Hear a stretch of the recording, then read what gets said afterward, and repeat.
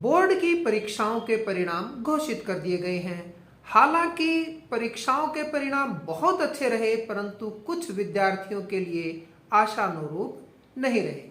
बच्चों, क्या आप जानते हैं कि अच्छा और बुरा जो कुछ भी होता है वो सब ज्यादातर हमारे अपने कर्मों का नतीजा ही होता है। कहीं ना कहीं हमसे कोई ना कोई चूक रही होगी, तभी हमारे नतीजे, तभी हमारे परिणाम आशानुरूप नहीं रहे। बच्चों, आइए एक छोटी सी कहानी से हम इसको समझते हैं। बहुत पुराने समय की बात है, जब लोग अधिकतर पैदल चला करते थे। एक मूर्तिकार किसी काम से दूसरे गांव में जा रहा था। जाते जाते उसने देखा कि रास्ते में एक पत्थर पड़ा हुआ है। वह पत्थर उसे बहुत अच्छा लगा और वह अपने औजारों के साथ उस पत्थर को उठाकर उसमें मूर्ति गढ़ने लगा। पत्थर चिल्लाने लगा, रोने लगा और गिड़गिड़ाने लगा कि मूर्तिकार, मुझे मत छेड़ो, मुझे बहुत दर्द हो रहा है, तुम्हारी छेनी से मुझे बहुत पीड़ा हो रही है। तो मूर्तिकार उस पत्थर को वहीं छोड़कर चला जाता है और आगे की ओर अग्रसर हो जाता है। कुछ दूरी पर जाकर उसे एक पत्थर और दिखाई देता है। उसके मन में फिर लालसा जागती है कि क्यों न इस पत्थर की कोई अच्छी सी मूर्ति बनाई जाए। वह उस पत्थर को उठा लेता है और धीरे धीरे उसकी मूर्ति बनाने लगता है। वह पत्थर चुपचाप रहता है और मूर्तिकार उसकी एक बहुत ही अच्छी मूर्ति बना देता है और उसको कहीं वहीं पर आसपास छाया में रख देता है और वह आगे की ओर अग्रसर हो जाता है।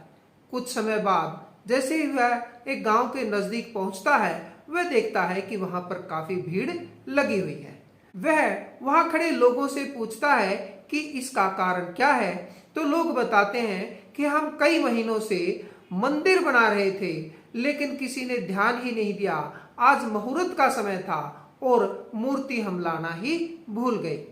तो वह मूर्तिकार उन्हें बताता है कि उसने भगवान की एक बहुत ही अच्छी मूर्ति बनाई है और वह फला स्थान पर रखी हुई है, वे जाकर उसे ला सकते हैं और यहाँ पर स्थापित कर सकते हैं। लोग ऐसा ही करते हैं, वह उस मूर्ति को उठाकर वहां मंदिर में स्थापित करते हैं।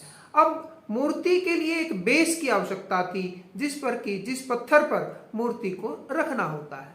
तो वह मूर्तिकार उन्हें उस पत्थर के विषय में भी बता देता है कि कुछ दूर और आगे जाकर आप देखेंगे तो एक बहुत ही अच्छा पत्थर और है, जो कि इस मूर्ति के बेस के लिए बहुत अच्छा रहेगा। वह बेस और बेस के ऊपर मूर्ति स्थापित कर दी जाती है।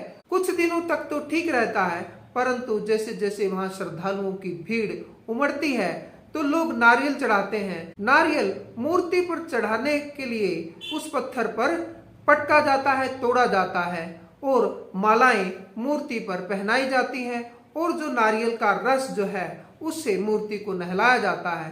परंतु जो बेस वाला पत्थर है उस पर अक्सर नारियल तोड़ने के लिए ही प्रयोग करते हैं। तो जो बेस वाला पत्थर है वो मूर्ति वाले पत्थर से उल्हाने में कहता है, देखो तुम्हारा कितना अच्छा भाग्य है कि लोग तुम्हें नारियल पानी से, दूध से, घी से नहलाते हैं, तुम्हें मालाएं पहनाते हैं, परंतु मुझ पर उपेक्षा करते हैं, मुझ पर नारियल तोड़ते हैं। मैं कितना दुखी हूँ, मुझे कितनी पीड़ा होती है। तो मूर्ति वाला पत्थर उसे कहता है कि मित्र, जब यही मूर्तिकार तुझे मूर्ति के रूप में बदल रहा था तो तू चिल्लाने लगा, पीड़ाएं सहने से तूने मना कर दिया, परंतु वही मूर्तिकार जब मेरे पास आया, जब मेरी मूर्ति बनाने लगा, मैं चुपचाप उन सब पीड़ाओं को सहता रहा और उसने मुझे इस अच्छी भगवान की मूर्ति में बदल दिया। परंतु तुम्हारी शुरुआती पीड़ाओं को न सहने की आदत ने ही तुम्हारी ये हालत कर दी और मेरी शुरुआत की जो पीड़ाएं सहने की जो आदत थी, आज मुझे एक अच्छी सुंदर भगवान की मूर्ति में तब्दील कर दिया। तो प्यारे बच्चों, अगर आप शुरुआत के दिनों में पीड़ाएं सहेंगे, संघर्ष करेंगे, मेहनत करेंगे, तो आपको भी बाद में अच्छे परिणाम प्राप्त होंगे।